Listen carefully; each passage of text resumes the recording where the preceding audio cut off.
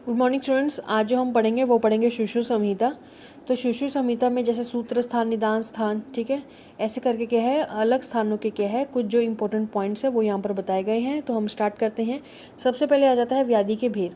तो सुश्रुत संहिता में क्या है, जो सूत्र स्थान फर्स्ट है तो उसमें क्या है, व्याधि के भेद बताए गए हैं। तो कितने बताए गए हैं? 4 बताए गए हैं। शारीरिक, मानस, आगंतुज और स्वाभाविक। ठीक है, जो स्वाभाविक होते हैं वो कितने होते हैं? 5 होते हैं। अकॉर्डिंग टू आचार्य सुश्रुत कितने माने गए हैं? 5। तो 5 कौन कौन से आते हैं? शुद्ध, पिपासा, जरा, मृत्यु और निद्रा। ठीक है, ये 5 बताए गए हैं। और चरक ने कितने बताए गए हैं? तो आचार्य चरक ने 2 बताए गए हैं, जरा और मृत्यु। ठीक है ना। उसके बाद नेक्स्ट अगला आता है अष्टांग आयुर्वेद क्रम। ठीक है ना।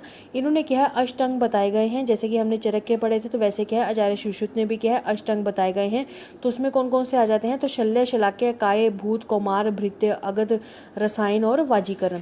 तो उसमें क्या होता है, तो इसमें हम ऐसे याद कर सकते हैं। इसको क्या है, हमेशा सीरियल ऑर्डर से ही याद करना होता है। तो इसको सीरियल ऑर्डर में याद करने के लिए हम याद कर सकते हैं शल्य शलाक्य के भूत को मार अगध से। ठीक है ना, शल्य शलाक्य के भूत को मार अगध से। तो शल्य हो गया, शलाक्य उस वक्त के से आ जाएगा काय। ठीक है, भूत तो आ जाएगा भूत विद्या, कौमार कौमार भृत्य, अगध से तो अगध। ठीक है ना, अगध आ जाएगा रसायन वाजीकरण, सबसे लास्ट में आता है। उसके बाद नेक्स्ट अगला आ जाता है प्रमाण। तो प्रमाण जो है इन्होंने कितने माने गए हैं? 4। आचार्य चरक ने भी किया है, त्रिविध और चतुर्विध दोनों ही माने हुए हैं। तो यहाँ पर जो 4 है उसमें आ जाता है प्रत्यक्ष, अनुमान, आप्तोपदेश और उपमान आ जाता है। लेकिन जो आचार्य चरक है उन्होंने क्या माना है? तो उन्होंने उपमान की जगह क्या माना है? युक्ति माना है। ठीक है ना, इस चीज़ का ध्यान रखना है। नेक्स्ट अगला आ जाता है लोक के भेद। ठीक है ना, क्या पूछा जाता है? लोक के भेद। तो कितने हैं? मुख्य रूप से 2 प्रकार के ही बताए जाते हैं। कौन कौन से? फर्स्ट आ जाता है स्थावर और जांगम। ठीक है ना, मतलब उसमें भी क्या है, 2 में भी क्या आगे फर्दर, मतलब ए और बी में है कि जो ए भी है वो भी 2 प्रकार का है, जो बी भी है वो भी 2 प्रकार का है। ठीक है ना, तो स्थावर और जांगम, आग्नेय और सौम्य। और एक 5 प्रकार का भी होता है जो क्या है, पंच महाभूत, किसका क्या होता है? बेस होता है। ठीक है ना। नेक्स्ट एक आ जाता है चतुर्विद भूतग्राम। ठीक है ना, चतुर्विद भूतग्राम आ जाता है, जिसमें क्या है, जरायु, अंडर, स्वेदज और औदबीज। ठीक है ना, ये चीज़ें बताई गई हैं। 4 कौन कौन सी हैं? जरायु, अंडर, स्वेदज और औदबीज बताए गए हैं। एक क्या आ जाता है, साथ में एक आ जाता है, जैसे कि हमने चतुर्विध भूतग्राम पढ़े हैं तो उसी प्रकार से क्या आ जाता है, एक निग्रह हेतु आ जाता है। ठीक है ना, यहाँ पर मेंशन नहीं है लेकिन हम सुश्रुत संहिता जब फर्स्ट चैप्टर पढ़ते तो उसमें आ जाता है निग्रह हेतु। तो निग्रह हेतु कितने होते हैं? तो वो भी 4 ही होते हैं। तो वो कौन कौन से आ जाते हैं? तो उसमें आता है संशोधन, संशमन, आहार, आचार। ठीक है ना, संशोधन, संशमन, आहार और आचार ये बताए गए हैं। उसके बाद नेक्स्ट अगला आ जाता है रोग अधिष्ठान। तो जो रोग अधिष्ठान है तो वो कितने हैं? तो रोगों का अधिष्ठान जो होता है वो होता है शरीर और मन में। ठीक है, शरीर और मन में। एक आता है चतुर्विध ग्रह, जो हमारा पीछे छूट गया है, चतुर्विध ग्रह। तो जो चतुर्विध वर्ग होता है, चतुर्विध वर्ग, तो जो चतुर्विध वर्ग होता है वो आता है स्थावर, जांगम, पार्थिव और क्या आ जाता है? कालकृत। ठीक है, क्या आ जाता है? कालकृत। तो कितने होते हैं? 4 होते हैं।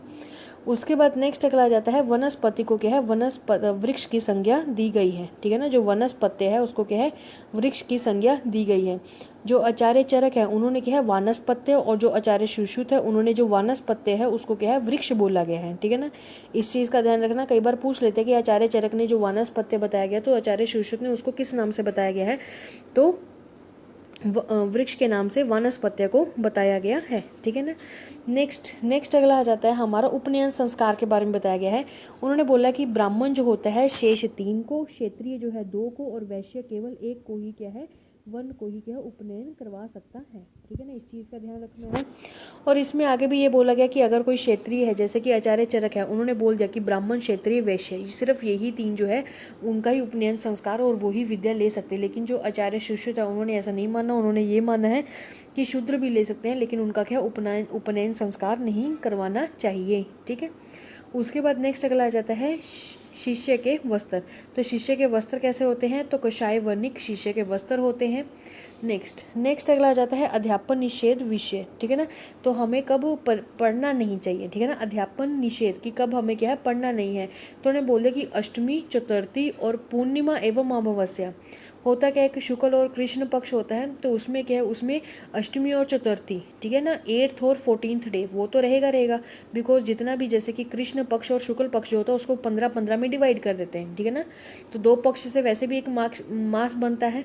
तो जो महीना उसको क्या है, 2 में डिवाइड कर दिया इन्होंने, शुक्ल और कृष्ण। तो उसमें भी आगे क्या होता है, तो उन्होंने बोल दिया कि 8th डे पे, ठीक है, और 14th डे, ठीक है, इन दोनों दिन में और इनमें क्या है, एक पूर्णिमा है, एक अमावस्या है। पूर्णिमा 15th डे बोल देते हैं, अमावस्या जो होती है मतलब एक बार पूर्णिमा आती है और एक बार अमावस्या आती है, ठीक है। तो ये चीज़ें तो टोटल कितने हैं, 6 डे जो है। अगर एक पक्ष में देखा जाए तो 3 दिन है, लेकिन अगर 2 पक्ष मतलब एक मास होगा तो उसमें कितने आ जाते हैं, तो उसमें टोटल 6 डेज नहीं बनना चाहिए, ठीक है। उसमें संडे नहीं था, उसमें ये दिन माने गए हैं। नेक्स्ट उन्होंने क्या है, जो चिकित्सा है, चिकित्सा के पर्याय को क्या है, शांतिकरम बताया गया है, ठीक है। नेक्स्ट एक वर्ड आ जाता है, वो आ जाता है तस्कार, ठीक है ना। तस्कार संज्ञा, वह वेद जिसमें क्या है, क्रियात्मक एवं सिद्धांतिक ज्ञान का अभाव हो, ठीक है। किस चीज़ का अभाव हो, क्रियात्मक एवं सिद्धांतिक ज्ञान का अभाव हो, तो उसको क्या बोल देते हैं, तिरस्कार संज्ञा दी गई है, ठीक है ना। जिसको क्या है, ना तो क्रिया का और ना ही उसको कोई नॉलेज का, दोनों ही ना हो, तो उसको क्या बोल देते हैं, तिरस्कार संज्ञा दी गई है। एक आ जाता है तिरस्कार वृत्ति।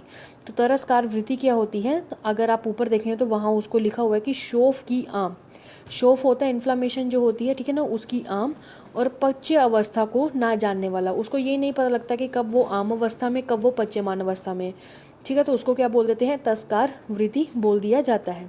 अब आम और शोफ की बात कर रहे थे, तो इसमें ये भी बोला गया, एक आ जाता है शव पच, ठीक है ना, शव पच जिसको चांडाल बोल देते हैं। उसमें बोला गया कि पक्व शोफ उपेक्षा और आम शोफ छेदन, ठीक है ना। ये चीज़ों का है कि वो क्या है, जो पक्व शोफ है उसकी क्या करता है, उसकी उपेक्षा करता है, ठीक है ना। लेकिन जो आम होगा, आम की तो उपेक्षा करनी चाहिए, लेकिन ये क्या करता है, आम जो शोफ है उसका क्या कर देता है, छेदन कर्म कर देता है, ठीक है ना। इसलिए उसको क्या है, चांडाल बोला गया है, ठीक है ना, शपश बोला गया है। उसके बाद नेक्स्ट अगला आ जाता है त्रिविध कर्म। तो त्रिविध जो कर्म होते हैं उसमें भी 3 हो जाते हैं, पूर्व कर्म, प्रधान कर्म और पश्चात कर्म। जो भी शस्त्र कर्म हम चलाते हैं, ठीक है ना, तो शस्त्र कर्म जो है वो रोमों के अनुलोम दिशा में, पूछ लिया जाता है कि शस्त्र कर्म जो है किस दिशा की तरफ चलते हैं, तो वो क्या है, रोगों के अनुलोम दिशा की तरफ ही करके चलाए जाते हैं, ठीक है ना। और जो आलेप होते हैं, ठीक है, कोई भी चीज़ है वो क्या है, रोमों के अनुलोम होंगे, लेकिन जो लेप है, जो हम आलेप लगाते हैं, ठीक है ना, जो हम लेप लगाते हैं तो वो किस डायरेक्शन में होते हैं, तो वो रोम के प्रतिलोम, ठीक है ना, बिल्कुल ऑपोजिट डायरेक्शन में लगाए जाते हैं, ठीक है। इस चीज़ का ध्यान रखना। एक आ जाता है वैधकृत व्रण के गुण, ठीक है। क्या आ जाता है, वैधकृत व्रण के गुण। उसको क्या बोल देते हैं, प्रशस्त व्रण गुण बोल देते हैं। क्या बोल देते हैं, प्रशस्त व्रण गुण बोल देते हैं। अब ये वैधकृत वन के गुण हो गए या प्रशस्त वन के गुण हो गए, तो वो है क्या, तो इसमें आता है कि आयश्च विशालश्च सुविभक्तो निराश्रय, ठीक है ना। ये क्या है, उनके एक अलग अलग क्वालिटीज़ बताई गई हैं, ठीक है। तो वो कैसा कैसा व्रण होगा, तो वो आयत होगा, बड़ा होगा, विशाल होगा, सुविभक्तो होगा, निराश्रय, ठीक है ना। और यहाँ पर एक वर्ड आ जाता है, वो आ जाता है प्राप्त कालकृत, ठीक है। क्या आ जाता है, प्राप्त कालकृत, ठीक है। तो इसको अगर हमने याद करना तो वो करेंगे, आवी सुनी प्राप्त हुई, ठीक है ना, आवी सुनी प्राप्त हुई। तो अ से आ जाएगा आयत, ठीक है ना, आवी, वी से आ जाएगा विशाल, सु से आ जाएगा सुविभक्तो, नी से आ जाएगा निराश्रय, और प्राप्त से क्या आ जाएगा, प्राप्त कालकृत, ठीक है। उसके बाद नेक्स्ट अगला आ जाता है शल्य। तो शल्य जो चिकित्सक के गुण क्या होते हैं, तो वो होते हैं 6। तो 6 कौन कौन से होते हैं, तो उसमें से सिर्फ आपको ये याद रखना है कि एक, बाकी तो बता दिया गया है कि आशु होते हैं या फिर वो सब उनको कर्म, जो कर्म अभ्यास किया होता है उसमें एक अलग से पॉइंट रखा गया है कि वेप्थु रहित होते हैं। तो वेप्थु का मतलब क्या होता है कि उनमें क्या है, कांपते नहीं है उनके हाथ, ठीक है। तो वो चीज़ बताई गई है। नेक्स्ट क्या है, जब हम शल्य कर्म करते हैं तो उसमें क्या है, एक छेदन करते हैं। तो छेदन बताया गया कि किस किस डायरेक्शन में कौन कौन से रोगों में हम कर सकते हैं, जहाँ मतलब कहाँ कहाँ स्थान पर किस किस प्रकार का छेदन कर सकते हैं। तो छेदन इन्होंने 3 तरह के बताए, एक तो तिर्यक छेदन, एक चंद्रमंडल छेदन, एक अर्धचंद्र आकृति छेदन, ठीक है ना। तो सबसे पहले हमें याद करना होगा चंद्र का, ठीक है ना, 2nd नंबर का। तो जो चंद्र मंडल होगा तो वो कहाँ होगा, तो वो हो जाएगा हस्त और पाद में, ठीक है। अर्धचंद्र जो आकृति छेदन होगा वो होगा गुदा एवं उपस्थम में। तिर्यक छेदन, ठीक है ना, जो तिर्यक होगा, जितने भी बच गए हैं तो वो सारे किस में चले जाएंगे, तिर्यक में चले जाएंगे। आपको चंद्र के याद करना, तो हाथ में चंद्रमा बनता है तो क्या आ जाएगा, चंद्र मंडल का किस में आ जाएगा, हस्त और पाद में, ठीक है, हाथ पैर में। अर्ध जो होगा तो उसका आ जाएगा गुदा और उपस्थ में, और बाकी जितना बच गया तो वो सारा किस में चला जाएगा, तो तिर्यक में चला जाएगा, ठीक है।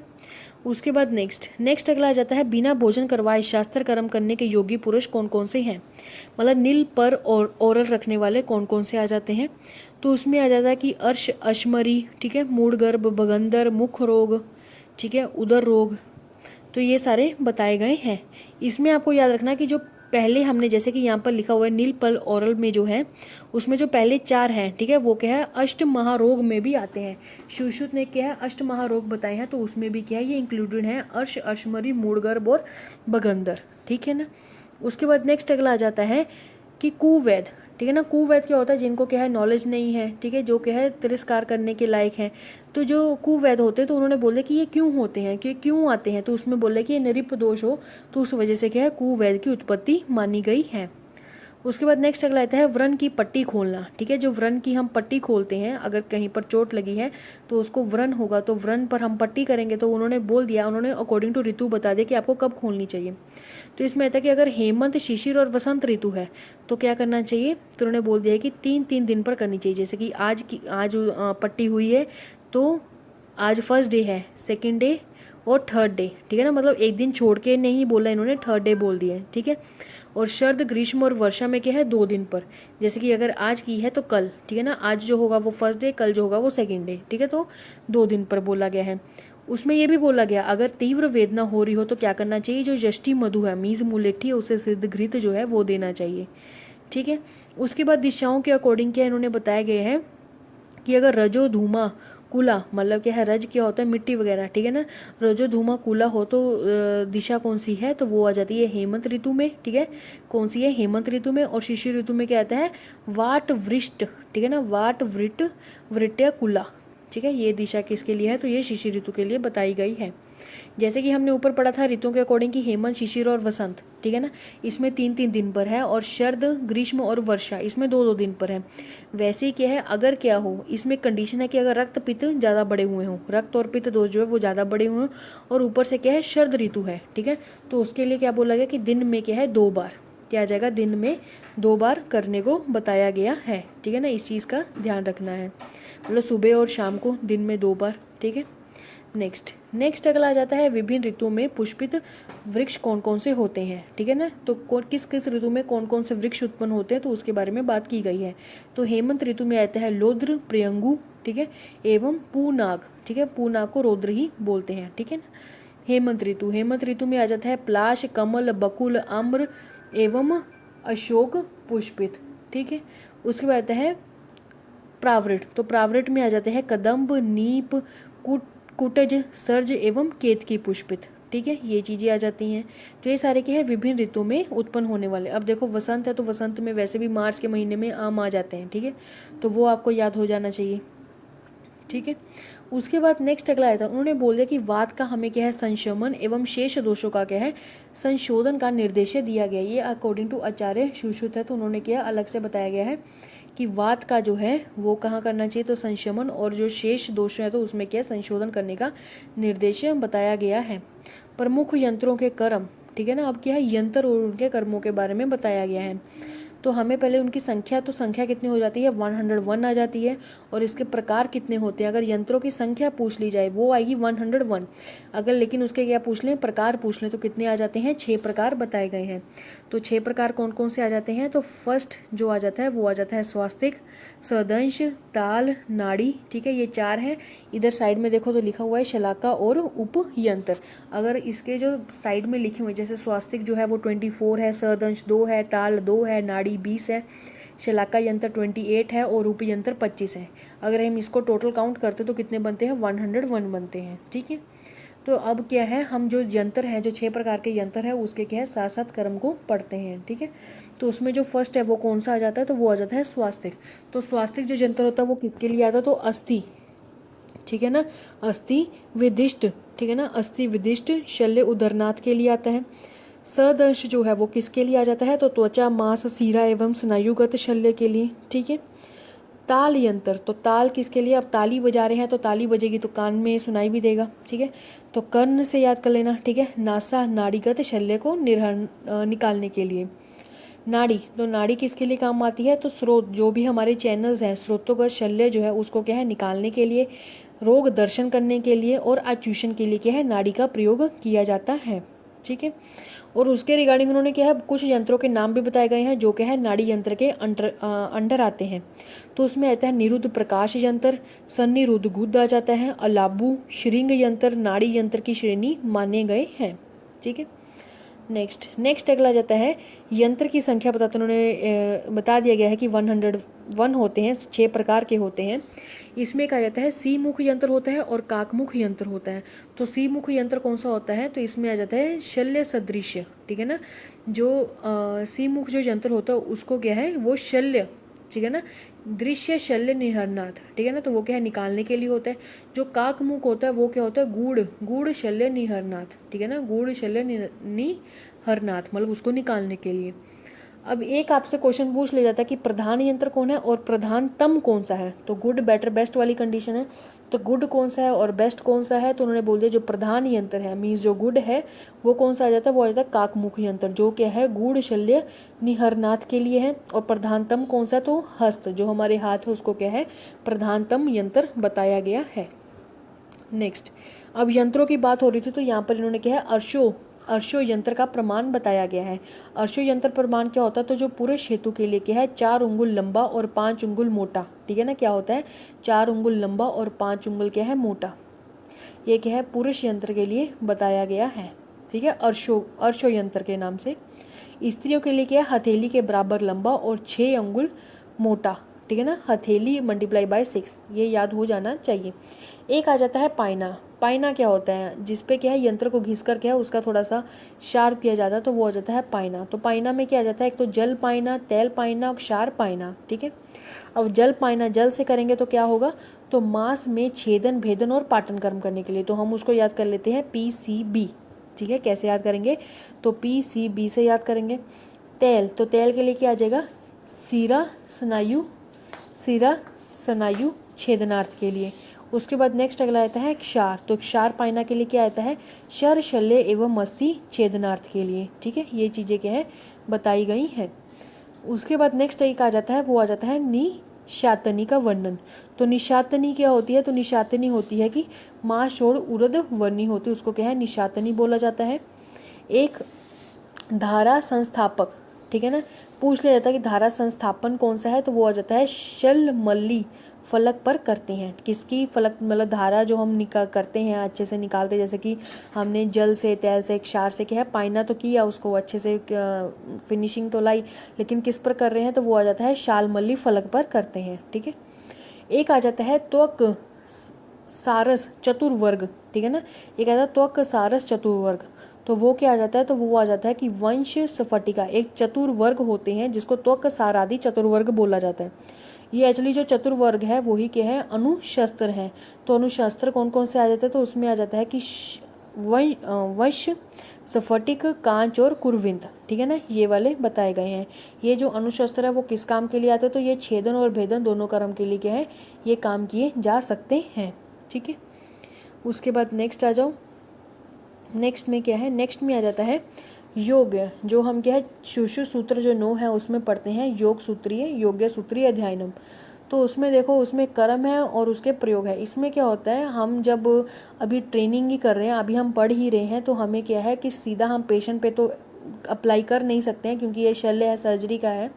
तो उसके लिए सबसे पहले क्या है, आपको एज जो चीज़ें जो हैं, जो क्या है कि हम उसमें यूज़ कर सकते हैं, जैसे छेदन भेदन जो कर्म है उसको हम कैसे क्या है यूज़ कर सकते हैं, ठीक है। वो चीज़ है कि किस किस पे हम अप्लाई करके सीख सकते हैं। तो जैसे फर्स्ट आ जाता है छेदन, तो छेदन में आ जाता है उत्कर्तन एवं परिकर्तन, ठीक है। ये दो आ जाते हैं, उत्कर्तन और परिकर्तन, मतलब ऊपर की तरफ और नीचे की तरफ, ऊर्ध्व छेद और नीचे अधः छेद, ठीक है। तो छेदन होता है, इसका मीन्स होता है एक्सीजन। तो हम वो कहाँ कर सकते हैं, तो अलाबू त्रैपुस एवं क्या आ जाता है एवारुक पर, ठीक है। तो एलाबू त्रैपुस और एवारुक पर, ठीक है। उसके बाद नेक्स्ट अगला जाता है भेदन। तो भेदन कहाँ पर करना चाहिए, तो भेदन आ जाता है बस्ती और प्रसेवक पर, ठीक है ना, बस्ती और प्रसेवक पर। तो प्रसेवक क्या होता है, वो आ जाता है चम निमितिज भांड, ठीक है ना, चम निमितिज भांड। उसके बाद नेक्स्ट अगला आता है लेखन। तो लेखन के लिए क्या आ जाता है, तो लेखन में आ जाता है कि रोम वाले चम पर, ठीक है। कहाँ जाता है, तो रोम वाले चम पर, ठीक है ना, जहाँ पर रोम होंगे तो वहाँ पर क्या है चम पर ही क्या है लेखन कर्म करना चाहिए।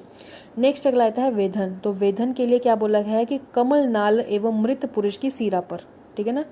अब वेधन मीन्स क्या होता है पंचर करना है, तो पंचर कहाँ करेंगे, जहाँ खाली थोड़ा सा होगा, तो कमल नाल, ठीक है ना, मृत पुरुष की सीरा जो होती है तो उस पर पंचरिंग करके क्या हम देख सकते हैं, नेक्स्ट अगला आता है प्रोबिंग। तो प्रोबिंग में क्या होता है कि इसमें आता है घुन लगी हुई लकड़ी पर, ठीक है, कमल नाल पर और तुम्बी मुख पर, ठीक है, क्या जाता है तुम्बी, वर्ड याद रखना तुम्बी मुख, ठीक है। आहारन, आहारन का मतलब होता है एक्सट्रैक्शन, जैसे कि हम क्या है दांतों को जैसे पकड़कर हम खींचते हैं निकालते हैं। तो देखो आहारन जो होता है तो उसमें पनस, पनस क्या होता है कटहल, जो कटहल के अंदर बीज होते हैं उसको निकालने का जो एक हम सीख सकते हैं आहारन कर्म के, हम उस पर सीख सकते हैं क्योंकि उसके बड़े बड़े बीज होते हैं। बम्बी आ जाता है, बिल्ब फल आ जाता है और पुष्प और जो पशु हैं उसके क्या है दांतों पर हम इसका यूज़ कर सकते हैं। नेक्स्ट अगला आता है बंधन। तो बंधन क्या होता है पुतले पर हम इसका यूज़ कर सकते हैं। क्षार एवं अग्निकर्म। तो क्षार एवं अग्निकर्म जो होता है वो किसके लिए है, तो मृदु मुलायम मांस खंड। तो याद रखना वर्ड जो याद रखना वो करना है मांस खंड। मांस खंड जो है वो कहाँ यूज़ होता है, तो क्षार एवं अग्निकर्म पे होता है। एक आता है कर्ण संधि बंधन, ठीक है। तो इसमें क्या है यहाँ पर भी इन्होंने मांस खंड लिखा तो उसको आपने काट देना है। जो मांस खंड है वो कहाँ यूज़ होगा, सिर्फ और सिर्फ क्षार और अग्निकर्म पे, ठीक है। कर्ण संधि बंधन पर किया जाता है, आप कमल नाल पर, ठीक है, मांसपेशियाँ या मृदु मांस, ठीक है ना, जो पेशी होगी उस पर ही क्या है यूज़ कर सकते हैं। नेत्र प्रवेश। तो नेत्र प्रवेश में क्या आ जाता है कि घट के पार्श्व में छिद्र, ठीक है ना। अगर हमने क्या करना नेत्र, जो हम बस्ती में नेत्र लगाते हैं ना उस नेत्र की बात हो रही है, तो अगर उसको यूज़ करना सीखना है तो हमने करना जो घड़ा है तो घड़े में क्या करना है छेद कर लेने हैं, ठीक है। तो घड़े में छेद करके क्या है घट में पार्श्व छिद्र हम कर लेंगे, ठीक है ना, उससे भी हो सकता है, ठीक है, ये चीज़ होगी। उसके बाद नेक्स्ट एक आ जाता है कि कमल नाल पर क्या है वेधन। अब देख लो कि जो कमल नाल है वो कहाँ कहाँ बताया गया है। तो कमल नाल जो है वो हमने पढ़ा था वेधन, ठीक है, ऊपर जो वेधन जो पंचरिंग वाला कर्म है। फिर आता है एशन प्रोबिंग में, ठीक है, कर्ण संधि, ठीक है ना, कर्ण संधि बंधन में, 3 कर्मों में क्या है वेधन कर्म हम पढ़ चुके हैं। उसके बाद नेक्स्ट अगला आ जाता है हमारे पास, यहाँ पर लिखा नहीं गया है तो यहाँ पर आ जाता है अलाबू।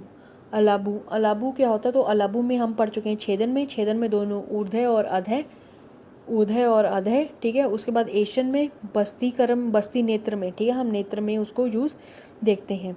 देखो एक आ जाता है अलाबू, एक आ जाता है अलाबू मुख, ठीक है, एक आ जाता है अलाबू मुख। तो अलाबू मुख क्या होता है, तो वो आ जाता है बस्ती नेत्र, बस्ती व्रण बस्ती, ठीक है, तो वो किस में आ जाता है, तो वो आ जाता है अलाबू मुख। उसके बाद नेक्स्ट अगला आता है शुष्क अलाबू मुख, तो उसमें आ जाता है एशन, तो वो आ जाता है एशन, ठीक है ना, वो किसके लिए है, तो याद रखना एक तो आ जाता है अलाबू मुख, एक आ जाता है अलाबू शुष्क अलाबू मुख, ठीक है। तो शुष्क अलाबू मुख किसके लिए आएगा, तो वो आएगा एशन के लिए, ठीक है, वो क्या आ जाएगा एशन के लिए आ जाएगा, ठीक है। उसके बाद नेक्स्ट अगला आ जाता है हमारे पास कि एक आ जाता है षड्विध परीक्षा, ठीक है ना। बहुत सारी परीक्षाएं बताई गई हैं, तो परीक्षाओं में क्या होता है एक षड्विध परीक्षा होती है, 10विध परीक्षा होती है, त्रिविध परीक्षा होती है। तो इसमें जो फर्स्ट आती है वो आ जाती है षड्विध परीक्षा। तो षड्विध जो परीक्षा होती है वो आ जाती है, तो उसमें क्या है उसमें हम श्रोत्र, ठीक है ना, उसमें क्या है कि श्रोत्र स्पर्श, ठीक है, हम करते हैं ना शब्द स्पर्श रूप रस गंध, तो वो और प्लस क्या आ जाता है प्रश्न, ठीक है, जब इन 5 चीज़ें और प्लस आ जाता है प्रश्न, इन चीज़ों को मिलाकर ही क्या है षड्विध परीक्षा बनाई जाती है। उसके बाद नेक्स्ट अगला आ जाता है, एक आ जाता है संवत्सर। तो संवत्सर क्या है पुरानी व्याधि असाध्य ही मानी गई है, ठीक है ना। इनका ये कहना है कि संवत्सर मतलब एक वर्ष जो पुरानी हो जाती उस जो पुरानी व्याधियाँ होती उसको क्या है हमेशा असाध्य ही मानना चाहिए। उसके बाद उन्होंने बोला कि जो क्षार होता है वो क्या है छेदन भेदन और लेखन तीनों कर्म करता है, ठीक है ना। जो क्षार होता है वो क्या है छेदन भेदन और लेखन तीनों कर्म करता है। त्रिदोष घन एवं अति सेवन करने से क्या है नपुंसकता उत्पादक जो होता है वो बोला गया है, ठीक है ना। यहाँ पर जो सव्यूहिम लिखा तो वो किसके लिए है, तो वो मृदु क्षार के लिए बताया गया है, ठीक है ना। तो इसमें जो क्षार है तो वो आया था छेदन भेदन और लेखन 3 कर्मों में बताया गया है। इसमें त्रिदोष घन अति सेवन, ठीक है ना, अगर हम इसका क्या है अति सेवन करते हैं ये त्रिदोष घन होता है जो क्षार होता है, लेकिन अगर हम इसका ज़्यादा अमाउंट में सेवन करते हैं तो क्या है नपुंसकता भी उत्पन्न करता है। नेक्स्ट अगला आता है क्षार। तो क्षार के 2 भेद होते हैं, एक आ जाता है प्रतिसानी, एक आ जाता है पानीय। तो जो प्रतिसानी होते हैं वो आगे फर्दर 3 पार्ट में डिवाइड होते हैं, तो मृदु मध्य और तीक्ष्ण में, ठीक है। उसके बाद नेक्स्ट अगला आता है क्षार का प्रयोग, ठीक है, तो इन्होंने प्रयोग भी है। तो प्रयोग में आ जाता है 2 प्रकार का, एक आ जाता है प्रतिसानीय क्षार, एक आ जाता है पानीय क्षार। तो प्रतिसानीय जो क्षार होता है, ठीक है, उसका जो प्रयोग है याद रखना कि उसको हम एक्सटर्नली यूज़ कर सकते हैं।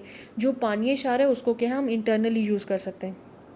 तो इसमें क्या है, इसमें जितने भी सारे स्किन डिसऑर्डर ऑलमोस्ट वही आते हैं, जैसे कि लास, कुष्ठ, तिलकल्क, न्यक्ष, व्यंग, एक विष और मुख रोग है वो अलग से हैं, ठीक है। और जो पानीय क्षार है, पानीय क्षार में गुल्म, उदर, शक्र, ठीक है ना, शक्रा, विष, अश्मरी, अभ्यंतर, विद्रदी, जितने भी सारे इंटरनल आ जाते हैं, रक्त पित्त जो रित से पीड़ित है तो उनको क्या है, तिमिर से पीड़ित है, उनको क्या है पानीय क्षार देना चाहिए।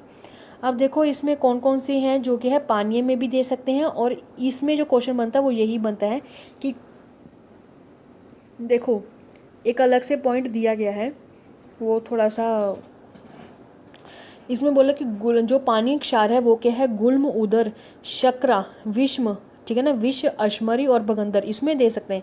लेकिन अगर कोई व्यक्ति जो होगा वो रक्त पित्त वाला होगा, ज्वर होगा और तिमिर होगा, उसमें पहले क्या है, पित्त जो है वो वैसे ही प्रकोपित रहता है, वो वैसे ही उष्ण रहता है, तो उसमें क्या है जो पानी क्षार है वो नहीं देना चाहिए, ठीक है ना, ये चीज़ ध्यान रखना। एक आ जाता है कि जो क्या है पानी क्षार में और प्रतिसारणी में क्या है दोनों में कॉमन है, तो वो कौन कौन से आ जाते हैं, मतलब उनको क्या है प्रतिसारणी क्षार मतलब एक्सटर्नली अप्लाई भी करवा सकते हैं और इंटरनली अप्लाई भी करवा सकते हैं।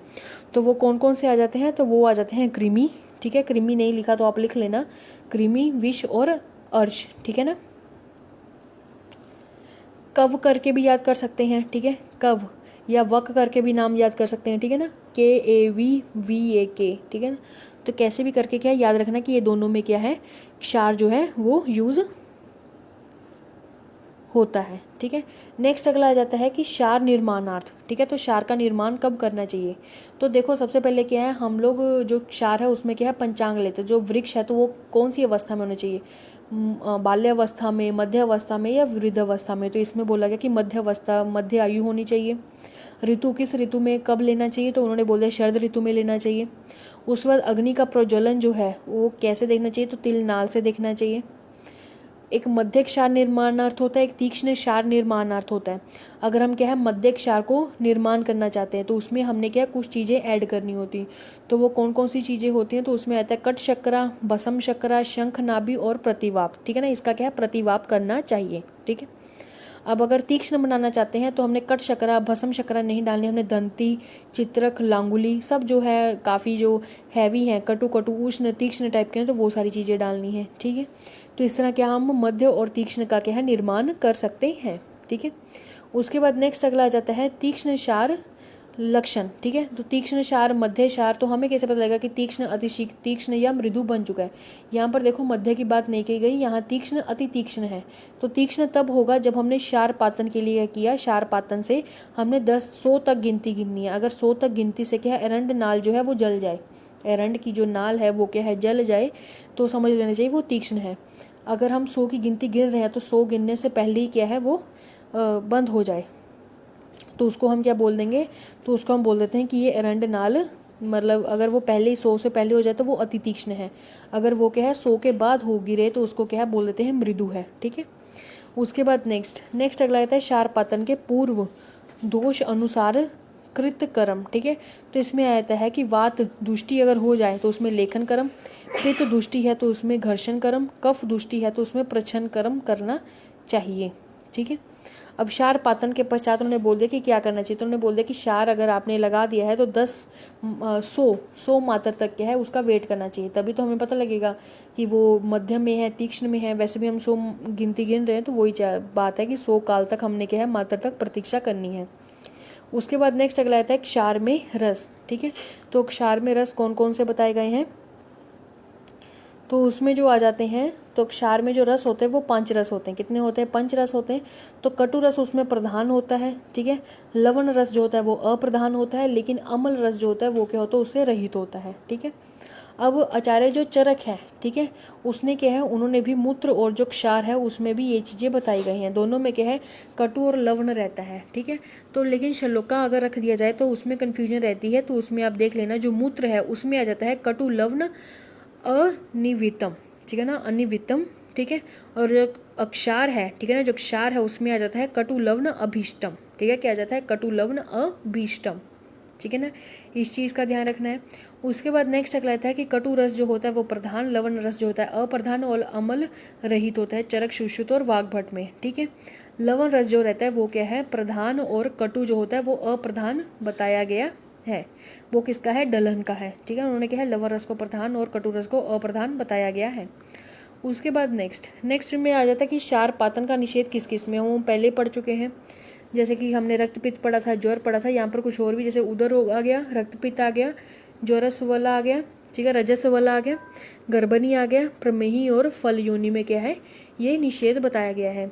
स्थान जहाँ क्षार निषेध है तो कहाँ कहाँ पर हमें क्षार का नहीं लगाना चाहिए, तो वहाँ जाता है सेवनी, शिशिन, नाभि, नाखून, धमनी, गला, एक उन्होंने बोला वर्तम के अतिरिक्त समस्त नेत्र के भाग में।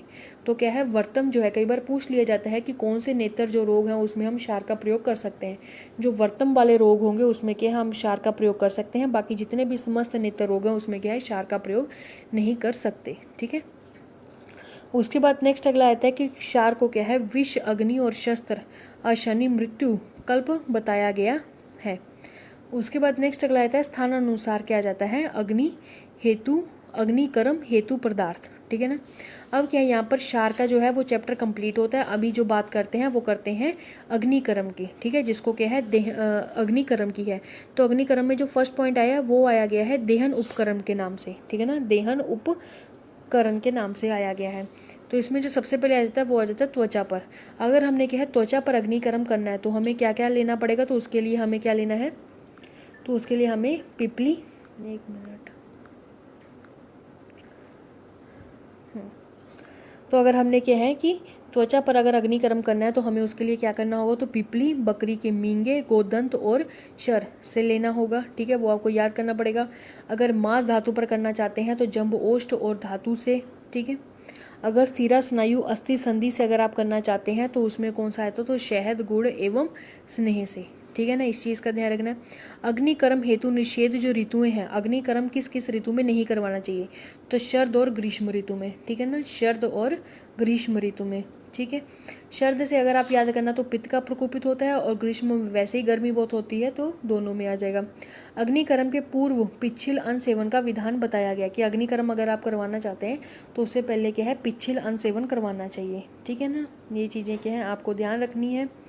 इसमें आपको एक ये चीज़ें भी ध्यान रखनी है कि इसे श्रेष्ठ है, पूछ लिया जाता है कि श्रेष्ठ कौन है, तो याद रखना कि क्षार, अनुशस्त्र। ठीक है ना, शस्त्र और अनुशस्त्र में क्या है, उससे क्षार श्रेष्ठ है, और क्षार से भी क्या है, अग्नि जो कर्म है वो क्या है, श्रेष्ठ माना गया, मीन्स अग्निकर्म जो है वो श्रेष्ठ माना गया है। और दूसरा क्वेश्चन ये भी आया था कि अनुशस्त्र में सबसे ज़्यादा श्रेष्ठ कौन है। ठीक है ना, तो वो आ जाता है जलोका। क्या आ जाता है, जलोका बताया गया है। ठीक है, उसके बाद हमारा नेक्स्ट पॉइंट